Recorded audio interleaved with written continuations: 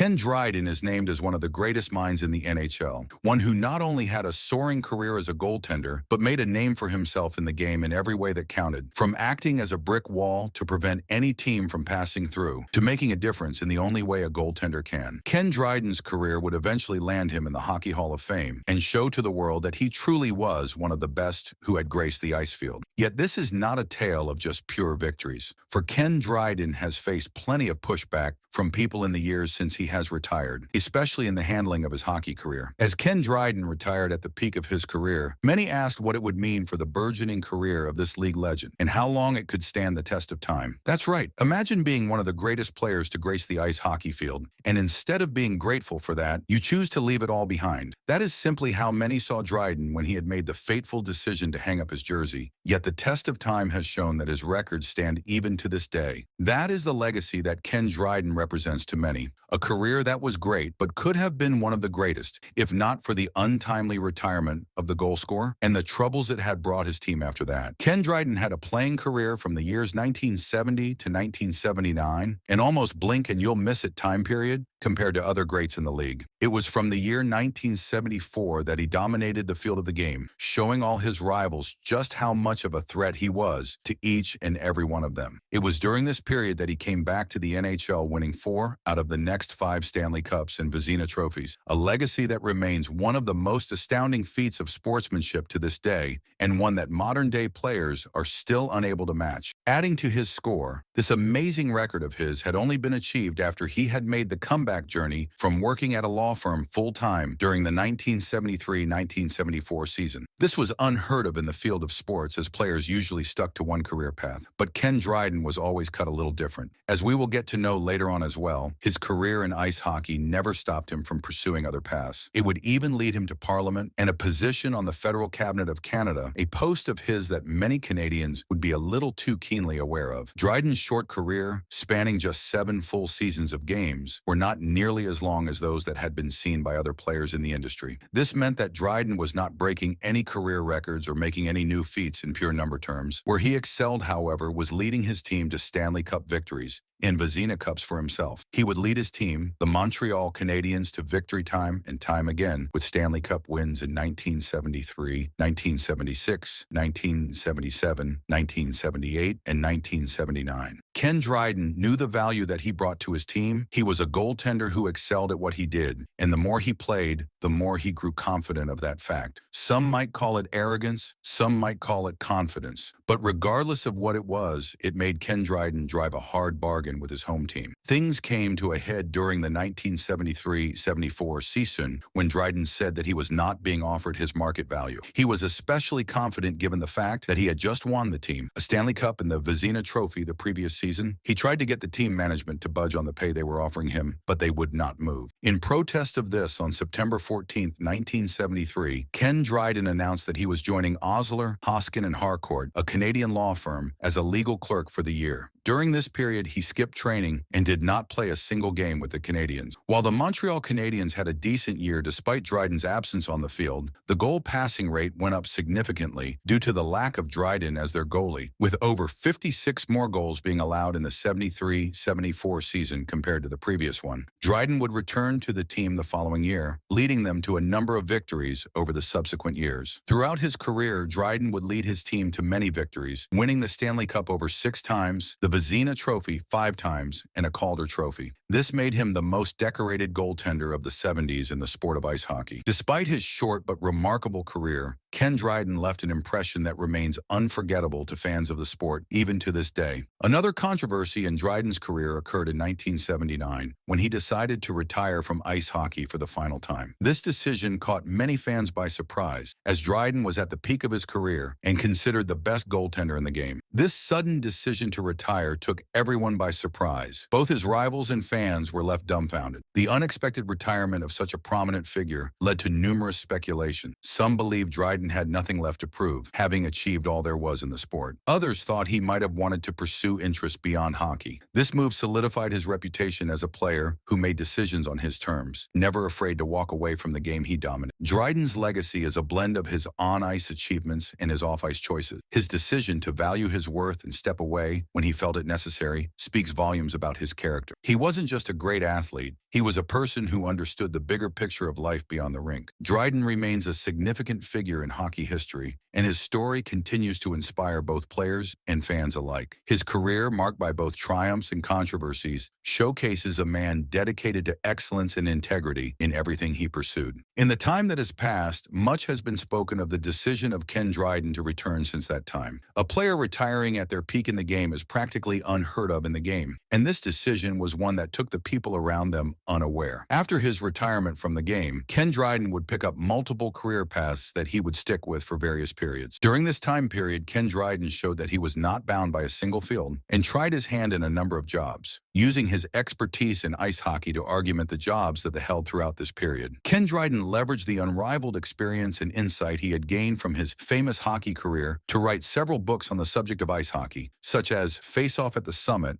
about the Canada versus Soviet Union series of 1972, and The Game, about ice hockey itself. His writing career also saw him dabble in various topics, including the Canadian educational system and Canadian studies. Dryden also tried his hand at being a commentator for hockey at the 1980, 1984, and 1988 Winter Olympics, continuing his involvement with the sport. However, his most significant involvement in ice hockey was perhaps as a sports executive. In this role, Ken Dryden was tasked with developing struggling ice hockey teams and making them worthy of national recognition in Canada. He was hired as the president of the Toronto Maple Leafs and was given the task of developing the team. Dryden worked as a sports executive in various capacities until his bid in politics. Politics would prove to be the greatest calling of Ken Dryden's career after ice hockey. Ken Dryden joined the Canadian Liberal Party for the 2004 federal elections, making his debut on the political scene. At the time, the Liberals were in power, and Dryden was chosen to represent the party in the York Centre seat in Toronto, considered a safe Liberal seat. Supposedly, the selection of Dryden for the seat was done by the Prime Minister of the time, Paul Martin. Dryden went on to win the seat by a margin of 11,000 votes, as the Liberals won the election. This stunning victory led to Ken Dryden being selected for the federal cabinet in Canada, where he was appointed as the Minister of Social Development. Dryden's political career continued to pay dividends in the next election when he ran for the same York Centre seat again in the 2006 federal elections. While Ken Dryden was able to retain his seat with a reduced majority, his party, the Liberal Party of Canada, lost the elections and was thrown out of power. Following this reversal of fortunes, Ken Dryden was chosen for the shadow cabinet as health critic. Politics is not an easy game, however, and Dryden's margins of victory grew narrower with each election. His margins of victory dwindled in the 2006 elections and became even smaller in the 2008 election. Dryden knew that his time in his seat was limited, and if he wanted to win in the next election, he would have to concentrate all his efforts on his campaign. That was exactly what he committed himself to doing for the 2011 federal elections in the York Centre seat of Canada. However, this effort came a little too late, as Ken Dryden lost his seat in the election.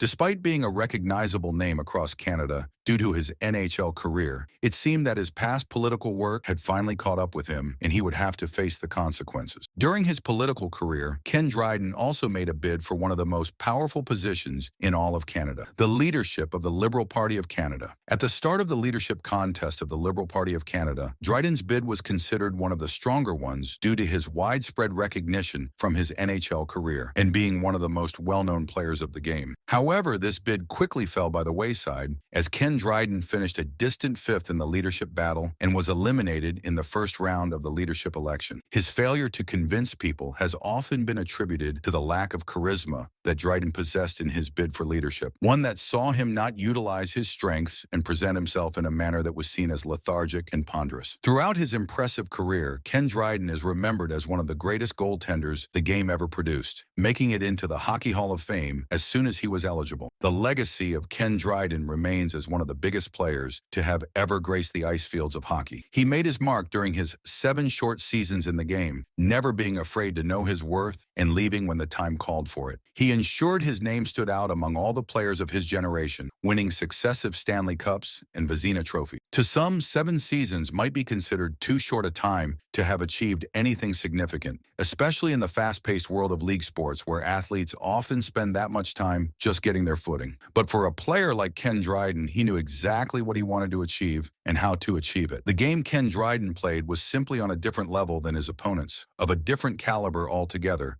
as acknowledged by both his rivals and fans. The Montreal Canadiens knew it when they lost him for a season and saw their goals against increase. The NHL itself knew it when Ken Dryden retired and the quality of the game fell drastically, to the point where the league had lost its greatest goaltender of the decade. Dryden's impact extended beyond his on-ice performances. He became a symbol of excellence and professionalism, setting a standard for future generations of goaltenders. His technique, composure, and ability to perform under pressure made him a role model for aspiring hockey players. Coaches and players alike would study his games, seeking to emulate his style and mindset. Off the ice, Dryden's contributions to the sport and society were equally significant. He used his platform to advocate for player safety, mental health awareness, and the importance of education. His voice carried weight, and he wasn't afraid to speak out on issues that mattered. This combination of athletic prowess and social consciousness endeared him to a wide audience, making him a beloved figure both in and out of the hockey community. Moreover, his writing and commentary provided fans with a deeper understanding of the sport. Books like The Game offered an introspective look at the life of a professional athlete, while his insightful analysis during Olympic broadcasts brought the excitement of the game to a global audience. His ability to articulate the nuances of hockey in a relatable way bridged the gap between players and fans, enriching the overall experience of the sport. Dryden's legacy is not only defined by his achievements, but also by the lasting impact he had on the culture of hockey. He elevated the goaltending position to new heights and inspired countless young players to dream big. Even years after his retirement, his influence can still be seen in the way the game is played and appreciated. Ken Dryden's name will forever be synonymous with excellence in hockey, a testament to his enduring legacy as one of the greatest goaltenders to have ever played the game.